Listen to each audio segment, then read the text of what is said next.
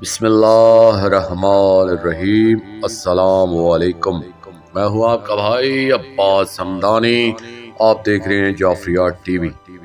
آج کا ہمارا موضوع گفتگو ہے عزاداری اور دور حاضر کا تجزیہ۔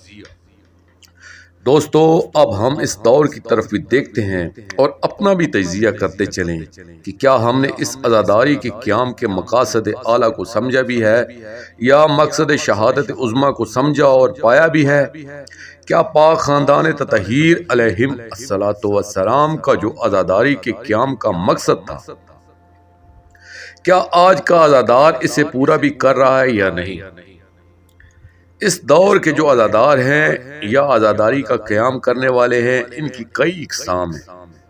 نمبر 1، اس دور میں جو لوگ عزاداری کر رہے ہیں ان میں سب سے اعلیٰ درجے کا عزادار وہ شمار ہوتا ہے جس نے واقعہ کربلا کو جی کا روگ بنایا ہوا ہے اور دن رات روتے روتے گزارتا ہو۔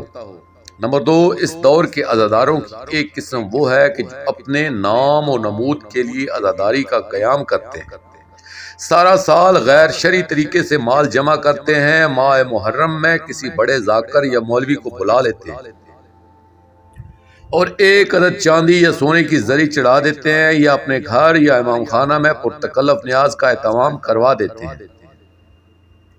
نمبر 3، کچھ لوگ اپنے فوت شدگان کی برسیاں کرواتے ہیں اور پورے سال میں 1 یا 2 دن کی ایسی عزاداری کرواتے ہیں کہ اس میں بڑے بڑے ذاکرین اور مولوی حضرات کو بلا لیتے ہیں۔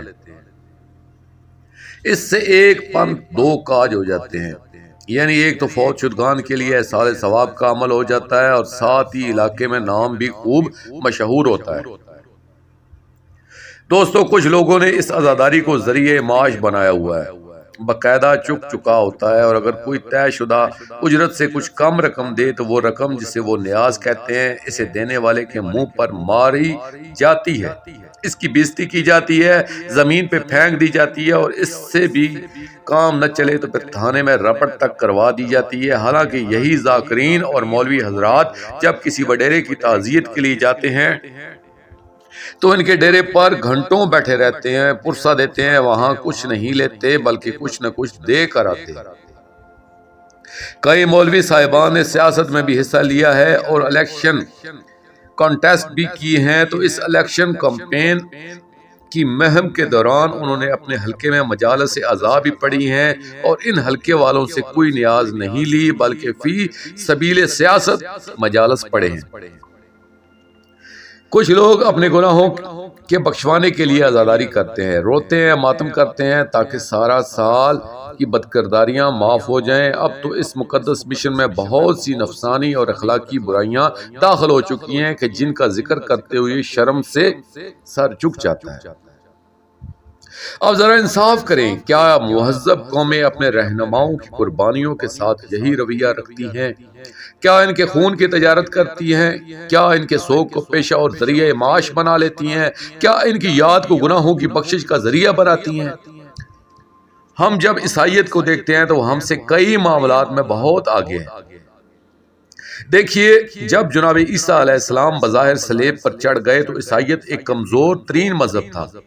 طاقتور حکومتیں اس مذہب کے خاتمے پر کمر بستہ تھیں اور اس کی تبلیغ کرنے والے غریب اور بے بس لوگ تھے، مگر انہوں نے ان کے مشن کو خلوص نیت سے جاری رکھا۔ تو آج ہم دیکھتے ہیں کہ عیسائیت ہی دنیا کا سب سے بڑا مذہب ہے، کیونکہ انہوں نے اس پیشہ نہیں بنایا بلکہ مشن بنایا۔ اس بات کے ثبوت کے لیے صرف ایک واقعہ پیش کرتا ہوں۔ جزائر نیو گنی آسٹریلیا کے قریب ہیں اور لندن سے ہزاروں میل دور ہیں۔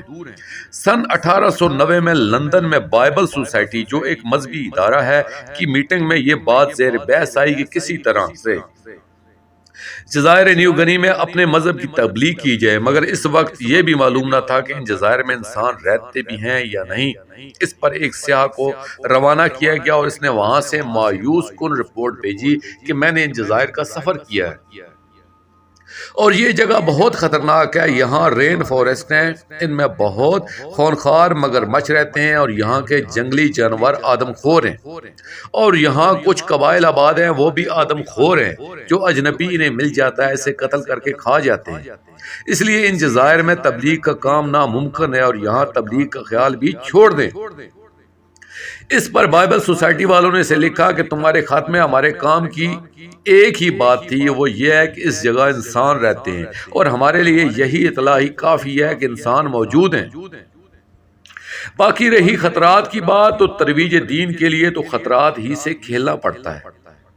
اس کے بعد انہوں نے سن 1895 میں لندن سے ایک تبلیغی مشن بھیجنے کا پروگرام بنایا۔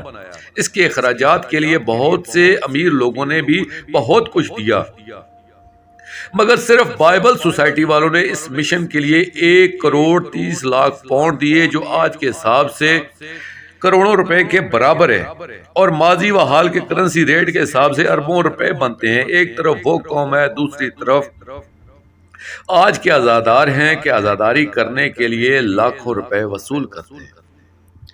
دوستو، آخر میں شکریہ ادا کروں گا اپنے مرشد کریم سید محمد جعفر الزمان نقوی البخاری سرکار دام ذلہ تعالی کا۔ یہ مضمون میں نے ان کی کتاب نہج المعرفت فی اسماعیل قائم اجر اللہ فرج شریف سے پیش کیا ہے، اور آخر میں اپنے پاک شہنشاہ کی بارگاہ میں دعا کریں گے۔ اللہ جل اللہ جل یا ولی المظلومین، یا قوت السبیل الرسول القسط حجاب اللہ المیزان لقاء اللہ رب العرض اجر اللہ تعالی فرجک وصلوات اللہ علیکہ یا ربا محمد و آل محمد صلی اللہ محمد و آل محمد واجل فرج آل محمد صلی اللہ علیہ وآلہ وسلم۔